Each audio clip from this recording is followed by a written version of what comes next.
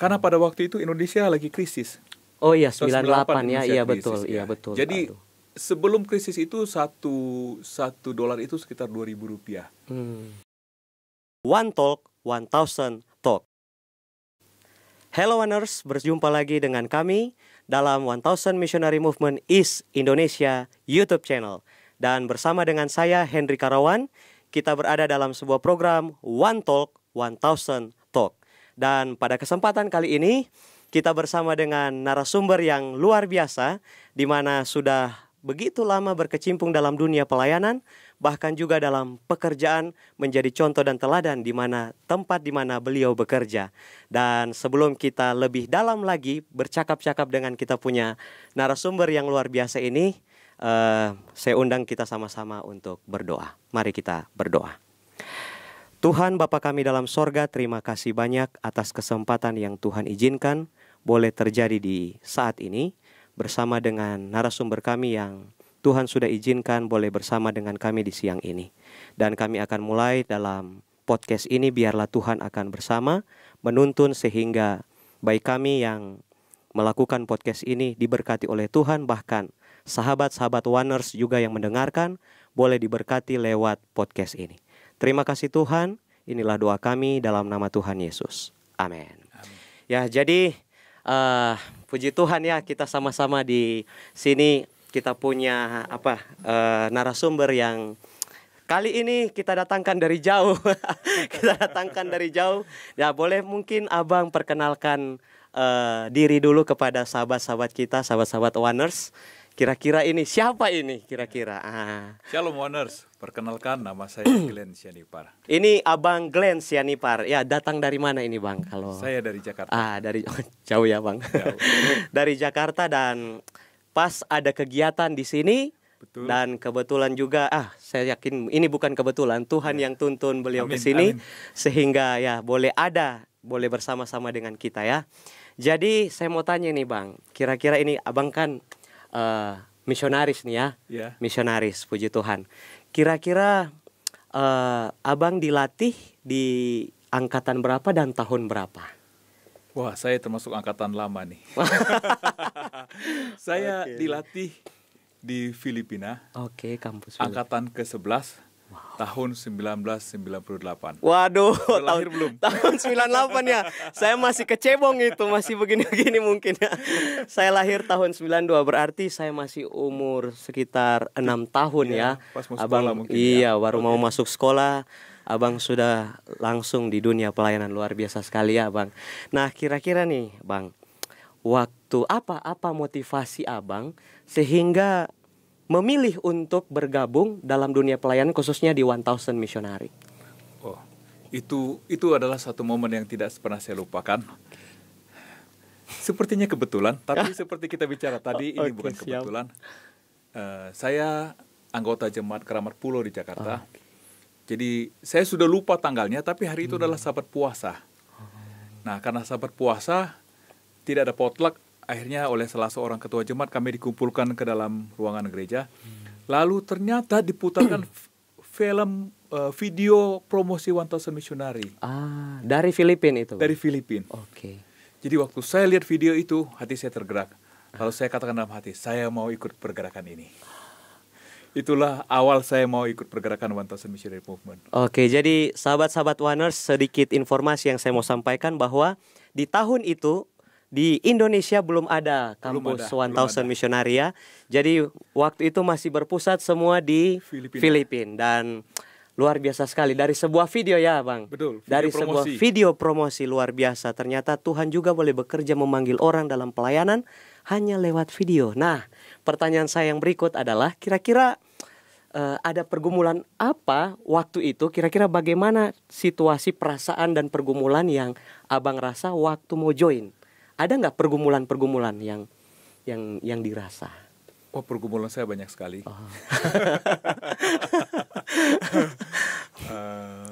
Luar biasa. Keluarga tidak setuju dengan saya, tapi saya tahu karena mereka sayang sama saya. Karena mereka mau memastikan masa depan saya baik, tidak meninggalkan pekerjaan untuk sesuatu yang tidak jelas. Karena waktu itu 1000 belum terlalu dikenal, itu pergumulan saya, tapi itu bisa saya lalui. Kemudian pergumulan kedua adalah karena pada waktu itu Indonesia lagi krisis. Oh iya, Tahun 98 ya, iya Indonesia betul, krisis, iya ya. betul. Jadi Aduh. sebelum krisis itu satu dolar itu sekitar 2.000 rupiah. Jadi saya sudah hitung-hitung 1.500 itu cukuplah saya 3 juta. Dengan 3 juta saya sudah cukup uang untuk saya ikut ke Filipina dan ikut pelatihan di Filipina. Karena hari itu masih ada di Filipina. Nah di akhir tahun 97 atau awal 98 itu dolar lagi naik terus. Kemudian saya tanya teman saya yang di accounting, dolar naik. Saya harus beli dolar sekarang atau nanti? Karena saya takut dolar itu tambah naik, nanti budget saya jebol. Teman saya katakan nanti. Nah, saya percaya sama dia. Dan itu kesalahan saya. Jadi ada. Kenapa? Karena ketika saya harus beli tiket, harga tiket saya 535 US dollar. Ya, 535 US ya banyak. Iya sekitar, ya, banyak tapi lah itu. Tapi $1 17.500. Di zaman itu Bang? Yes. 17.000. 17.500. Wah. Kira-kira berapa juta itu ya? Mungkin 5 lebihan ya. 17.500 kali 500 ya hampir 50 ya 70 juta something gitu kan. Kali 500. Wow. Ya, jadi hari itu saya sudah resign kan. Saya sudah resign. Mau pergi dolar sebegitu. Wah, saya tidak tahu apa yang harus saya lakukan. Kemudian saya berdoa sama Tuhan. Tuhan sudah panggil saya sudah bergumul untuk hal ini karena seharusnya saya tidak ikut angkatan ke-11. Saya lupa, saya harusnya ikut angkatan 9 atau angkatan ke-10, tapi karena keluarga kurang setuju saat itu saya postpone. Saya tunda. Saya bilang saya sudah resign. Dan ketika di gereja ada satu ketua jemaat katakan, "Saya dengar kamu mau ke Filipina, sudah beli tiket?" "Belum, uang saya nggak cukup, dolar naik." Lalu dia katakan begini kepada saya, "Berapapun yang kamu punya, datang ke kantor dan saya kasih sesuai dengan tiket." Wah, puji Tuhan. Puji Tuhan. Dan hari itu saya bisa beli tiket. Haleluya. Tapi masalahnya belum selesai. Oh iya, belum sampai situ ya, sahabat-sahabat Tuhaners ya. Teman-teman. Ya. Masalahnya adalah saya punya sahabat di gereja, aktif di gereja, kemudian bilang, "Ayo kita sama-sama naik gunung." Kebetulan kami senang kegiatan outdoors. Outdoor. Lalu kami naik gunung. Ketika turun gunung, ada baca koran, satu koran terbesar di Indonesia. Waktu itu ada satu kebijakan namanya biaya fiskal. Biaya fiskal itu adalah untuk luar negeri kita harus bayar 1 juta. Oke. Uang saya 500.000. 500.000 Bang. 500.000 ya, tapi baru 1 juta. Oke. Di zaman itu ya 98. Ya 98. Oke. Kepala saya sakit lagi. Saya cuma bilang, "Tuhan, saya sudah berpisah dengan teman-teman di gereja. Saya sudah say goodbye sama semua orang. Saya siap pergi. Ini ada masalah, Tuhan, tolong saya, Tuhan." Sementara saya sedang bergumul, ada teman saya dari PAG, biasa kan teman-teman dari PAG wilayah gabungan. Ayo kita perpisahan makan, kata dia. Ya, saya pergi makan walaupun saya masih stres pikirin bagaimana pergi. Kemudian setelah pergi makan, dia kasih amplop sama saya. Begitu dikasih amplop sama saya, lalu sampai rumah saya nggak berani buka. Saya taruh amplop itu di tempat tidur, lalu saya berturut doa saya, "Tuhan, jangan permalukan saya, Tuhan." Dan saya buka pas 1 juta. Luar biasa ya Bang. Tuhan. Memang. Tapi itu perpisahan khusus untuk perpisahan dengan Abang. Iya. Jadi teman-teman mau kasih perpisahan, lalu mereka kasih uang sama saya untuk perpisahan. Dan pas 1 juta. Pas Kemudian 1 juta. Kemudian teman bos saya di kantor rupanya marah pas saya resign. "Datang dulu ke kantornya." Ya udah, saya datang ke kantor. Pulang dapat uang lagi. Iya. Jadi sebelum pergi saya kurang 500.000. Iya. Saya ke Filipina, saya punya $50 di kantong saya. Puji Tuhan. Luar biasa cara Tuhan bekerja dan memanggil seseorang. Amin. Bahkan dalam kekurangan Tuhan sanggup melebihkan apa yang kurang. Amin. Betul.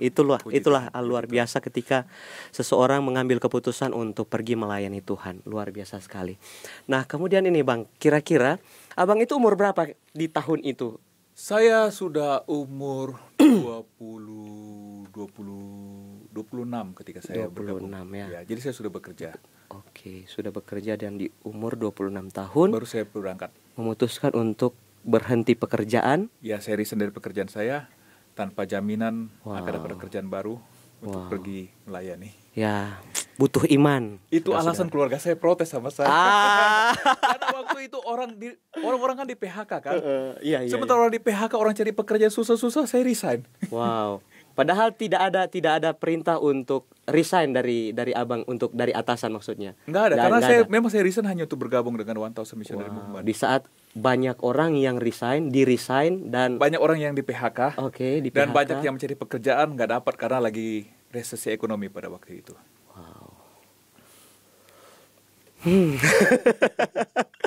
Garis good.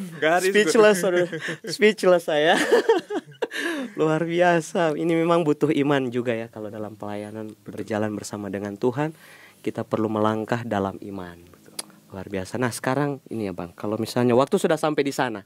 Ya. Sudah sampai di sana di Filipina. Itu baru pertama kali ke Filipina. Ya, saya pertama kali ke Filipina. Oke, waktu ke sana terus ceritanya waktu join, apa yang dirasa waktu sementara pelatihan?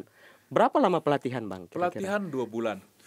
Jadi sebenarnya ketika saya cerita pertama kali yang saya gagal pergi itu, ada yang mau kasih saya English training. Sudah dikasih uangnya sama saya, tapi karena saya tidak jadi pergi English training, saya kembalikan uang sama yang sponsor saya itu. Nah, karena sudah $17.500 $1. Saya pikir lupakanlah English training. Lupakanlah English training. Dan memang itu pergumulan. Jadi sebelum pergi saya sudah kursus bahasa Inggris. Dan tiba-tiba di negara asing saya harus bicara bahasa Inggris. Itu rasanya lelah sekali, lelah. Karena mau ini apa ya bahasa Inggris? Ini apa? Belum ada Google Translate mungkin ya. Belum ada Google Translate. Handphone, smartphone juga belum ada ya. Jadi saya lebih banyak tersenyum. Oke, luar biasa. Oke, mantap sekali ya. Jadi luar biasa ini. Saya juga jadi tidak tahu mau nanya apa berikut ini, karena sudah melihat bagaimana Tuhan bekerja dari awal sampai di sana juga dalam segi bahasa ada keterbatasan. Nah, sekarang waktu di pelatihan ini bagaimana, Bang? Kan tidak hanya orang Indonesia kan di sana, ada dari berbagai negara. Nah, bagaimana cara berkomunikasi dengan mereka? Saya juga sudah lupa bagaimana. Yang penting bisa komunikasi dan kompak. Akhirnya kita berkomunikasi. Tapi memang ada momen-momen ketika kita kumpul, lalu tanya testimoni, dan saya dengan sangat terbata-bata. Ya, saya lakukan yang terbaik yang bisa lakukan. Dan kebetulan memang di situ orang dari berbagai negara, paling banyak dari Korea, yang mereka ternyata lebih sulit bahasa Inggrisnya dari saya, walaupun mereka sudah training bahasa Inggris 2 bulan. Ya puji Tuhan lah, lumayan lah bisa survive. Setidaknya bisa percaya diri sedikit ya Bang ya. Betul. Saat lihat ada, wah saya ternyata lebih baik nih. Nah, waktu pelatihan ini ya Bang, bentuk pelatihan waktu di sana. Ini kan sekarang kan kami di Indonesia. Mungkin ada bagaimana waktu pelatihan di zaman Abang itu? Jadi sebenarnya kalau bicara pelatihan materi, saya tidak menemukan sesuatu yang baru ketika saya pelatihan di sana. Karena saya aktif di gereja, aktif di kepemudaan, saya master guide, jadi apa yang diajarkan ya more or less saya sudah tahu. Tapi ada satu hal yang saya perlu belajar tentang berdoa. Jadi selama ini rupanya doa saya itu doa sikat-sikat semua, SMS doang. Di sana doa itu jadi saya kasih gambaran ya. Jadi ini asrama, lalu di ujung sana chapel, kita berbakti, di tengah-tengah ini ada namanya prayer garden. Kalau kita kan prayer garden kita di pojok kosong itu di tengah-tengah. Jadi kalau pagi itu kalau ke chapel itu harusnya kita jalan muter begini supaya jangan lewatin prayer garden, tapi kita kan bandel kan. Suka kita bypass to prayer garden, padahal untuk prayer garden harus berdoa. Jadi kadang-kadang supaya nggak dimarahin kita berdoa gitu. Teknik ya Bang ya. Itulah awal pergumulan saya untuk mengenal tentang doa gitu. Saya ingat pertama kali kita disuruh berdoa, saya berdoa, apalagi yang mau didoakan ya, saya sudah bingung karena saya to be frank and to be honest, saya tidak sungguh-sungguh berdoa sebelumnya. Begitu saya amin, saya lihat ada direktur di sebelah. Terpaksa saya perpanjang doa. supaya nggak dimarahin. Iya betul. Tapi harus katakan itu adalah titik awal perubahan dalam kehidupan saya. Saya mengerti apa artinya punya hubungan dekat sama Tuhan. Saya bersyukur itu direktur di situ. Kalau nggak mungkin sampai sekarang saya masih orang yang bandel. Dalam situasi yang terpaksa nih ya, terpaksa harus berdoa panjang karena akhirnya saya sangat menikmati doa itu. Tanpa sadar ya Bang ternyata. Jadi loncat sedikit ketika saya di Mission Field itu saya bisa jam 3 saya sudah bangun, saya mulai berdoa sampai jam 4, setengah 5, doakan semua pergumulan doakan, dan Dan memang doa itu adalah saat-saat yang paling indah dan paling menyenangkan. Amin. Rasa-rasanya tuh surga dekat dengan Betul, kita ya Bang ya. Betul. Rasanya nggak mau amin. Iya betul. Apalagi kalau sudah di puncak yang rasanya tidak mau berhenti saat sudah di titik doa yang dalam dengan Tuhan, rasanya Tuhan ada di samping. Lus-lus. Nah, seperti itu kan yang kita rasakan waktu berdoa.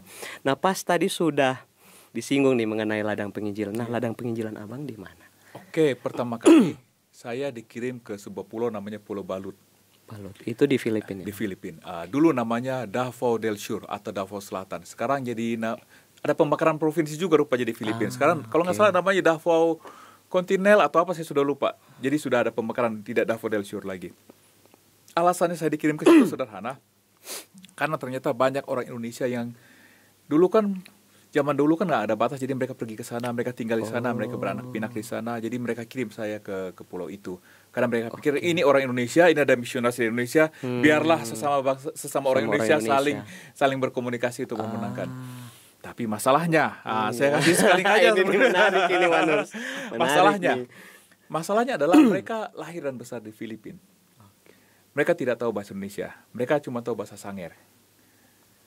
Sanger. Iya, Oke, suku Sanger ya. Masalah saya bukan orang Sanger toh. Iya, betul, jadi betul, tidak bisa bahasa Sanger. Betul. Jadi apa yang terjadi adalah seringkali saya menangis dalam hati. Jadi misalnya brother adalah pastor adalah orang Indonesia di sana yang nggak bisa. Jadi saya selalu bawa penterjemah orang Filipina. Jadi saya bicara bahasa Inggris diterjemahkan ke bahasa Cebuano. Yang orang teman-teman kita, saudara kita orang Sanger mengerti, dia jawab pakai bahasa Cebuano, diterjemahkan lagi kepada bahasa Inggris. Jadi saya bilang orang Indonesia bicara sama Indonesia pakai penterjemah. Luar biasa. Berarti itu penerjemah partner. Ya, partner saya orang Filipina. Memang ada berapa yang bisa bahasa Indonesia di mana mereka sudah pernah bersekolah di Indonesia. Tapi itu sangat-sangat sedikit sekali. Sangat sedikit sekali yang mengerti bahasa Indonesia di sana. Wow. Bicara orang Indonesia, bicara dengan orang Indonesia pakai penerjemah. Luar biasa. Kapan lagi pengalaman ini didapat kecuali di ladang penginjilan Waners? Ya. Betul ya. Jadi waktu itu Abang ada nggak pergumulan yang berat waktu di ladang penginjilan yang sulit untuk dihadapi? Ya, pergumulan ya, satu pergumulan bahasa. Kemudian karena saya di pulau, kemana-mana harus jalan kaki. Besar pulaunya nggak, Pak? Pulaunya lumayan besar, tapi nggak ada. Jadi jalan kaki sejam, 2 jam. Karena di pulau kan kadang-kadang batu-batu naik turun. Iya. Nggak ada kendaraan jalur darat begitu nggak ada? Jalur darat itu hanya jalan setapak. Adanya perahu. Cuman saya orang kota, jadi saya tidak tahu pakai perahu. Berarti itu kampung sekali ya, termasuk ya kampung sekali. Ya. Karena kan harus jalan kaki, pakai jalur laut begitu kan. Nah, dari situ saya dipindahkan ke Wamena. Oh, berapa bulan itu, Bang? Dua field berarti ya? Iya, dari situ saya dipindahkan ke Wamena, dan sementara saya tunggu ke Wamena, saya nongkrong di Manado. Dan dari Manado saya ditugaskan ke Sonder dekat di sini. Oke, Sonder, iya. Sonder dekat sini kan. Ya, saya 10 menit lah dari dari sini. KKR di situ. KKR pelayanan di situ. Setelah itu pergi ke Wamena dan melayani di Wamena. Oke. Di field yang pertama berapa bulan? Di field yang pertama itu kurang lebih saya 6 bulan di situ. 6 bulan ya. Ya, 6 bulan. Berarti waktu di Wamena tidak lama dong kalau begitu. Di Wamena saya di field itu sampai bulan Oktober. Jadi Februari, Maret, April sampai Oktober saya di Filipina. Di Filipina. April, Oktober, lalu saya di Wamena itu kurang lebih awal Desember, akhir November saya di Wamena. Oh, begitu. Apa alasan dipindahkan, Bang? Oh, alasannya? Alasannya adalah saya kan angkatan ke-11. Saya cuma 2 orang yang orang Indonesia. Dan kami berdua bersama satu partner orang Filipina, kami ditempatkan di pulau itu. Angkatan ke-12 di bawah saya itu orang Indonesianya ada 3. Lalu satu angkatan di atas saya atau 2 angkatan di saya itu ada volunteer datang ke Wamena, mau menjadikan Wamena sebagai mission field. Dan akhirnya dari angkatan ke-12 itu ada 3 orang, dari angkatan ke-12 itu ada 3 orang yang dikirim ke Wamena. Nah, mereka butuh partner kan? Jadi yang betul. Partner itu adalah 3 yang jadi partner, 4. Saya jadi kalau kami berenam. Oh iya, jadi 3 orang angkatan ke-12 dan 3 orang dari senior yang yang seniornya angkatan ke-12 yang dikirim, dan salah satunya saya. Karena pikir Wamena butuh orang Indonesia nih, ada orang Indonesia nih, kirim aja deh ke Wamena. Oh, terus yang partner yang di Filipina tinggal dia di situ? Dia tinggal di situ, dikirim partner yang lain ganti saya. Oh, luar biasa ya. Jadi 2 ladang penginjilan ya, Waners. Ini sangat jarang sebenarnya kalau melihat 2 ladang penginjilan untuk misionari. Khusus untuk di Indonesia biasanya satu aja. Tapi ini luar biasa 2 ladang penginjilan. Nah, sekarang itu kan tadi di Filipina. Iya. Nah, sekarang boleh nggak ceritain nih, Bang? Wah, yang di Wamena. Ini seru kayaknya. Ini seru kayaknya. Itu lebih seru. Tahun 98 ke Papua, Wamena lagi ya. Wamena lagi ya. Wah, ini mantap. Masalahnya, ini mantap. Ya, dinginnya luar biasa. Kan? Iya, betul. Dingin luar biasa, bahasa yang berbeda. Lalu di Filipina memang berbukit-bukit, di Wamena bergunung-gunung. Mungkin latihan dulu di iya kan? Iya. Okay. Saya ingat sekali itu saya tinggal di Maima, kalau mungkin tahu. Maima. Iya. Maima itu Sogokmo, sebelum Sogokmo ada tempat namanya Maima. Ya, jadi itu. Ya itulah. Jadi itu sebelum Sogokmo. Kalau Sogokmo mungkin banyak yang tahu. Iya, Maima. Sogokmo. Maima itu paling dekat, di atas itu namanya Popuba. Jadi pertama kali ke Popuba itu 1,5 jam. Jalan kaki Jalan atau? kaki. Wow. Mendaki, hanya mendaki. Mendaki. Turunnya 1 jam. Lama-lama ke Popuba itu naik itu 1,5 jam lebih, turunnya 15 menit lebih. Sudah menyesuaikan ya Bang. Sudah jadi orang sana kayaknya ini. Lalu yang kedua adalah masalah bahasa. Okay. Ya, masalah bahasa. Lalu yang saya sangat membutuhkan pelayanan. Masyarakat pedalaman ya Bang ya. Wamena tidak terlalu pedalaman karena kami tinggal itu tidak terlalu jauh dari kota Wamena, dan mereka sangat membutuhkan pelayanan. Berarti tiap hari lihat orang koteka dong. Tiap orang koteka, orang datang ke rumah minta diobati. Kadang-kadang teman-teman yang partner Korea ini kan pergi ke Filipina untuk perpanjang visa mereka, lalu orang datang, kita lihat obat semua bahasa Korea. Yang mana nih obat? Sudah ambil saja satu, lalu kita berdoa. Tuhan, obat ini hanya alat Tuhan. Jadi sama semua orang yang datang kita selalu bilang, kami bukan dokter, kami tidak bisa menyembuhkan, hanya Tuhan yang menyembuhkan. Amin. Ini ada obat, tapi obat ini juga tidak bisa menyembuhkan, hanya Tuhan yang menyembuhkan. Mari kita berdoa bersama-sama dan puji Tuhan. Selama di sana hampir semua dengan kasih karunia Tuhan boleh disembuhkan. Ada banyak cerita-cerita bagaimana mujizat itu terjadi di sana. Yang pertama itu ya salah satunya obat itu ya Bang ya. Saat nggak tahu tulisan Korea saya tidak mengerti. Saya membacanya bisa tapi saya tidak tahu apa artinya. Bisa jadi obat flu, jadi obat dikasih ke sakit apa kan? Ya, kadang-kadang cuma kita ingat ini kayak vitamin ya. Jadi kita ambil vitamin aja, sudah ambil vitamin. Waduh, ada nggak lagi mujizat lain nih Bang yang terjadi baik itu di Filipina atau yang di mana di Papua? Mujizat yang paling berkesan sama adalah ketika kami hampir menyelesaikan mission field kami, lalu kami bikin KKR. Nah, ketika kami bikin KKR, kami laporan dengan pendeta Sakul pada waktu itu, beliau adalah global misi. Lalu kami bilang, pendeta, kami akan bikin KKR. Lalu ditanya, butuh berapa Alkitab? Pastor tahu kan apa artinya berapa Alkitab? Iya, saya sudah tahu itu kode apa itu. Sudah mengarah kemana tuh. Mau berapa Alkitab? Lalu kita saling lihat, berapa gitu kan. 10, jangan terlalu sedikit. 50 luar biasa, 10 sedikit. 50, kebanyakan.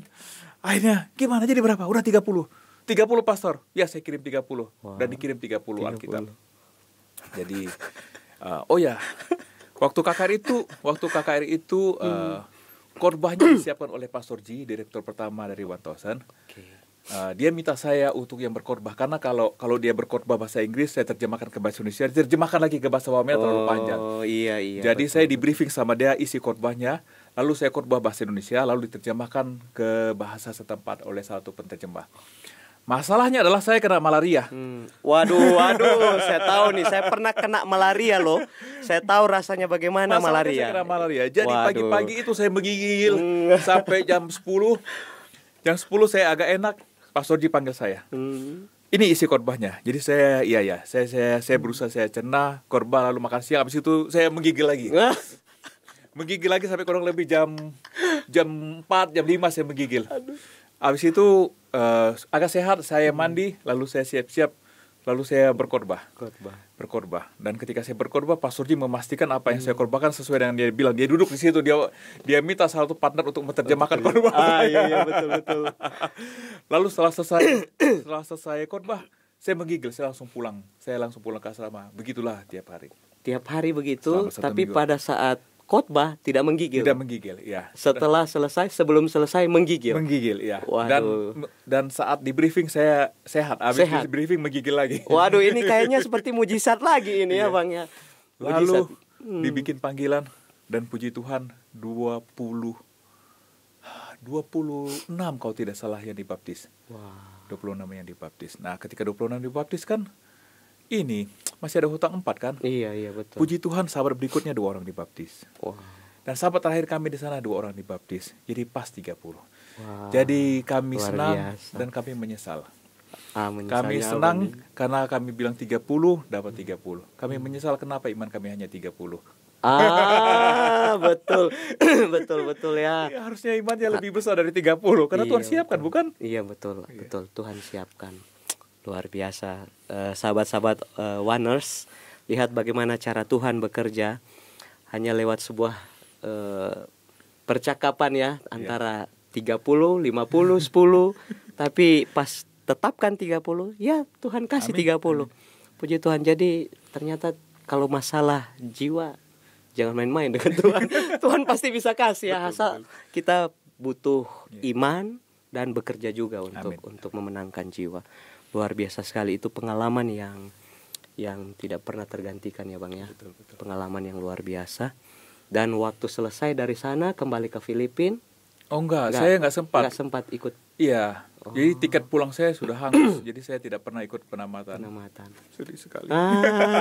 Tapi nama tetap ada kan di sana kan? Saya sudah cek. Oke. Saya ada di situ. Biasa kalau nggak datang ikut penamatan kan ada. Ya, karena saya di extend kan. Jadi saya di extend, mereka nggak pernah tanya, mau di extend atau enggak? Dan saya pun nggak ditanya, saya juga mau aja di extend. Jadi extendnya di Wamena sampai bulan Mei. Harusnya kan saya Januari saya sudah kembali, tapi saya terus sampai bulan Mei. Jadi total berapa?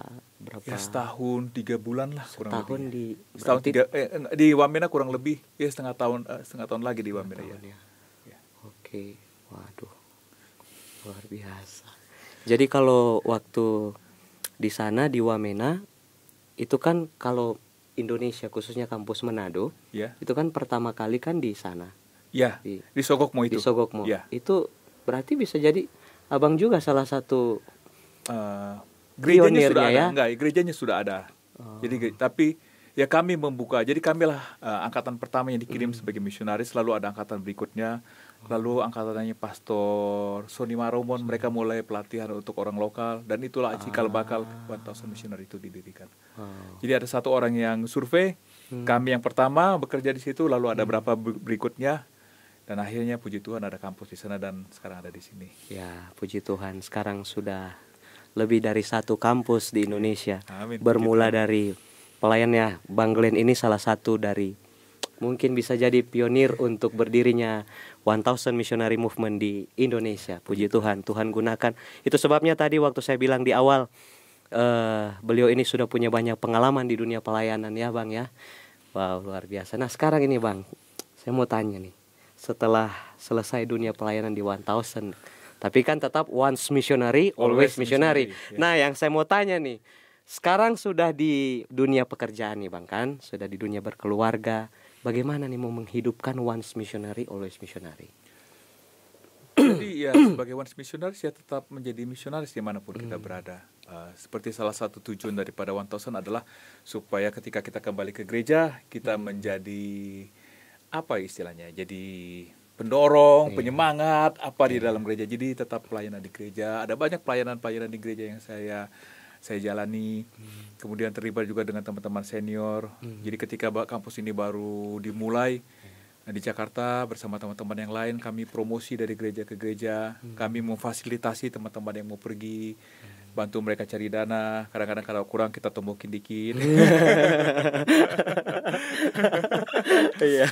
Itulah pelayanan. Dan sampai sekarang tetap terus hangatkan semangat misionaris itu dengan tetap bergaul sama sesama senior. Ya ada banyak, tetap melayani, itu intinya, tetap melayani. Di dunia pekerjaan Bang bagaimana? Kalau Abang sebagai once missionary, always missionary nih, mempertahankan. Ini kan kalau di dunia pekerjaan kan banyak pastinya kan, banyak godaan, banyak apalah begitu kan, banyak masalah yang terjadi. Kira-kira bagaimana Jadi, Abang? kalau saya begini, kalau saya di dunia pekerjaan, saya tidak suka bicara, tapi saya lebih suka tunjukkan perilaku. Saya lebih suka tunjukkan perilaku. Walaupun kalau ditanya, saya akan jawab dengan terus terang. Ya kan, saya akan jawab terus terang. Dan mereka bisa melihat betapa kita adalah orang Kristen yang sungguh-sungguh, ya kan, sungguh-sungguh. Mereka tahu kalau mereka butuh konsultasi rohani, mereka bisa datang. Kadang-kadang yang beda agama juga datang, minta konsultasi, kita kasih nasihat kepada mereka sesuai dengan iman mereka, atau menolong mereka untuk kita berdoa suatu saat kalau mereka tahu mana Tuhan yang benar. Iya, amin. Ya. Amin. Jadi menjadi garam, menjadi terang dimanapun kita berada. Tetap tinggikan kebenaran yang Tuhan sudah berikan kepada kita. Amin. Luar biasa sekali bagaimana Tuhan menggunakan kita punya narasumber kali ini ya. Di dunia pekerjaan, sebelum bekerja juga. Ini saya teringat nih Bang. Apa itu? Tadi kan waktu mau join resign nih. Ya. Resign saat orang yang sementara bergumul cari pekerjaan di zaman itu, dan Abang di situasi yang sudah ada pekerjaan, Abang resign. Nah sekarang bagaimana bisa kembali ke dunia pekerjaan nih? Itu panjang lagi nanti cerita. Oh, panjang lagi ya. Saya cerita cepat-cepat. Oke, boleh nggak di? Iya, saya cerita. Jadi ketika saya pulang, puji Tuhan, pertama kali dalam hidup saya menganggur. Karena saya dari kuliah sebenarnya sudah kerja. Jadi saya menganggur. Lalu saya kirim lamaran, saya tidak ada yang terima lamaran. Ngomong-ngomong, saya sudah sebutkan satu angka kepada Tuhan, saya mau gaji seperti itu. Oke. Dan ketika saya sampai di Jakarta, saya sadar ternyata permintaan saya sama Tuhan itu kebesaran angkanya. Jadi tiap kali saya kirim lamaran, saya minta 1/3 daripada apa yang saya tulis. Dan puji Tuhan tidak ada yang panggil saya. Lalu ada teman gereja juga nawarin, ayo datang. Wah, saya pikir ini karena teman gereja, saya bikin 3/4-nya. Lalu waktu ketemu di gereja dia bilang, kamu minta terlalu tinggi, ada 2 yang minta setengah dari kamu, jadi saya nggak bisa terima kamu. Sampai ada satu KKR,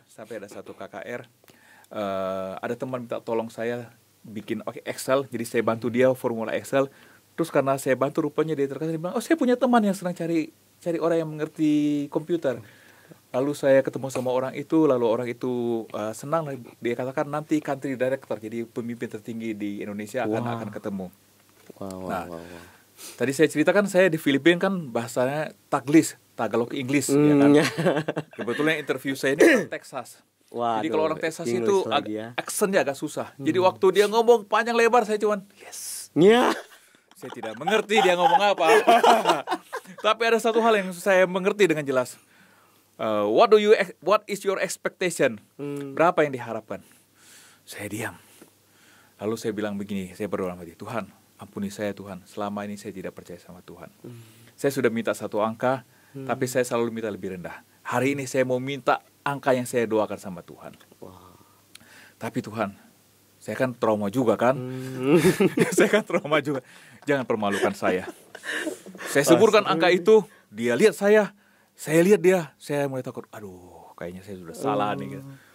Lalu setelah dia lihat saya, terus dikatakan, oke. Kembali ke cerita tadi, saya senang dan menyesal. Dia bilang oke. Ya, saya senang dan menyesal. Senang. Saya tahu. Iya, kok angka itu iya, bisa lebih dari itu kan? Bisa lebih dari itu. Betul. Padahal sudah ada pengalaman sebelumnya kan? Seperti saya lupa itu. Ya kan, akhirnya puji Tuhan saya diterima bekerja. Ngomong-ngomong, setelah saya diterima bekerja di tempat itu, saya menolak 2 pekerjaan. Jadi kantor yang lama itu panggil saya lagi. Dan istilah orang Jakarta itu belagu. Saya nggak tahu apa ya. Belagu itu artinya sombong kah? Iya, sombong dikit lah. Sombong dikit. Iya. Waktu saya dipanggil kerja di kantor lama, saya tanya, Bu, saya dikasih gaji berapa, Bu? Sekian. Nggak bisa, Bu, saya di sini dapat lebih tinggi. Kalau Ibu kasih saya sama, saya ke tempat Ibu. Saya HRD saya seorang ibu. Nggak bisa katanya. Sudah saya tolak. Lalu ada yang panggil lagi, saya bilang, sorry, saya sudah dapat pekerjaan. Dan ini yang saya mau katakan, sementara orang-orang bergumul cari pekerjaan, saya tolak-tolak pekerjaan. Wow. God is good all the time. Amen. All the time God is good. Amin, amin. Ya, ini bermula dari sebuah iman untuk melayani, meninggalkan pekerjaan sebelumnya. Berikut Tuhan berikan pekerjaan yang bahkan jauh lebih wow ya Bang ya. Iya. Lebih wow. Itu hampir 3 kali gaji saya waktu saya resign. Waduh, hampir 3 kali, luar 2,5 biasa. something kayak gitu. Ya 2,5 kali ketika saya resign. Puji Tuhan, Tuhan baik. Tuhan baik ya. 1 year for the Lord. Tuhan balas dengan berlimpah-limpah. Luar biasa. Jadi saya tidak punya alasan untuk menolak Tuhan lagi sekarang. Amen. Jadi apa yang Tuhan minta, yes Lord, I'll do. Tapi masih di tempat pekerjaan yang sama Bang? Saya sudah pindah berkali-kali. Tapi pasti Tuhan tetap berkati, tetap Tuhan pimpin kan. Tetap berkati, Tuhan pimpin. Amin, amin. Sampai sekarang ya puji Tuhan, Bang Glenn ini jadi berkat bagi banyak orang. Amin, itu yang saya percaya. Dan karena saya Tuhan lihat baik. Bagaimana ya cara Tuhan bekerja lewat beliau, dan sampai hari ini Tuhan memberkati dan bisa jadi berkat bagi banyak orang. Wah, luar biasa. Nah Bang, kira-kira ada nggak kalimat-kalimat motivasi nih buat para sahabat-sahabat Oners untuk mau melayani ini? Ada nggak semangat motivasi dari Allah? Kalau untuk saya menutup kasih kita motivasi, saya hanya kasih satu ayat yang merupakan ayat kesayangan saya. Terdapat dalam Mazmur 37 ayat 5. Serahkanlah hidupmu kepada Tuhan dan percayalah kepadanya, dan Ia akan bertindak. Dan Oners, ketika Tuhan bertindak, akan di luar dari apa yang kita harapkan dan kita bayangkan. Amen. Itu pengalaman saya. God is good all the time. All the time God is good. Amin, luar biasa sekali. Sahabat-sahabat Oners, inilah cerita yang Tuhan ukir di dalam hidup narasumber kita Bang Glenn. Pertanyaan saya untuk sahabat-sahabat Oners, mau nggak Tuhan ukir cerita hidup Anda ketika Anda memilih melayani Dia? Mau nggak? Kalau mau, jangan ragu untuk langkahkan kaki melayani Tuhan. Amin. Amin. Amin. Itulah cara. Karena Tuhan punya banyak cara untuk membuat cerita hidup kita jadi amazing. Amazing sekali. Dan di luar dari kita punya ekspektasi ya Bang ya. Betul. Di luar dari, mungkin kalau Abang pikir-pikir dari sejak masih muda sampai sekarang, kok bisa ya kayak gini ya jalan hidup. Betul. Iya kan, betul. Sering kan ada begitu kan. Iya, dan sering. Saya selalu apa sih? Ya, merasa bersyukur, terheran-heran juga ya, heran atas apa yang Tuhan sudah lakukan. Amin. Bukan karena saya pintar, saya tahu saya tidak terlalu pintar, tapi karena Tuhan baik sama saya. Oleh karena kemurahan Tuhan, betul, ya Bang. Betul. Amin, luar biasa sekali. Jadi sahabat-sahabat Oners, ini adalah sebuah cerita yang Tuhan ukir dalam hidup Bang Glenn. Mari kita ukir sama-sama cerita hidup kita bersama dengan Tuhan. Jadi mungkin terima kasih banyak Bang Glenn sudah menjadi narasumber kita di kesempatan kali ini, dan terima kasih banyak juga sudah membagikan pengalaman yang indah dan luar biasa. Saya juga sementara mendengar cerita dari Bang Glenn ya, biasa terkejut dengan kemurahan Tuhan. Seringkali yang membuat saya punya bulu kuduk ini berdiri, melihat bagaimana Tuhan bekerja bagi setiap orang dengan cara dan jalan yang berbeda-beda. Amin. Amin. Oke, mungkin sampai di sini saja dulu. Kita punya masih banyak sebenarnya cerita ya Bang ya. Masih banyak sekali. Ya, ini saja yang penting-penting saja. Iya, mungkin di lain kesempatan kalau Tuhan berkenan, kita akan undang lagi. Mungkin Bang Glenn bisa datang lagi ke kampus ini untuk isi kita punya program One Talk dengan cerita-cerita yang lain. Bagaimana juga menceritakan tentang kemuliaan Tuhan, mujizat Tuhan, dan bahkan kemurahan Tuhan yang berlaku dalam hidup manusia. Amin. Oke, kita akan close kita punya sesi kali ini dengan berdoa. Mungkin saya minta Bang Glenn boleh. Mari kita berdoa. Tuhan Bapa kami, Allah yang luar biasa, Allah yang dahsyat, Allah yang maha baik. Kami bersyukur untuk kesempatan kami boleh bertemu pada saat ini. Bukan kebetulan Oners menyaksikan video ini, tapi kami percaya itu adalah oleh karena Tuhan ingin mereka tahu bahwa mereka mempunyai Allah yang dahsyat, Allah yang luar biasa, yang patut untuk kita hormati, patut untuk kita turuti karena kebaikan dan kemurahan Tuhan. Terima kasih Tuhan untuk pengalaman yang Tuhan izinkan dirasakan oleh hamba-Mu ini. Amen. Dan biarlah pengalaman ini bukan untuk meninggikan hamba-Mu ini, tapi biarlah Yesus dan Yesus saja tinggikan dimuliakan. Amen. Semua viewer kami boleh melihat bahwa Allah itu dahsyat, Allah itu luar biasa. Amen. Terima kasih untuk kebaikan Tuhan kepada hamba-Mu, kebaikan Tuhan kepada kami semua, kebaikan Tuhan kepada semua viewers yang menyaksikan pada saat ini. Dalam nama Yesus kami berdoa dan mengucap syukur. Amin. Amin. Bye-bye. Bye-bye.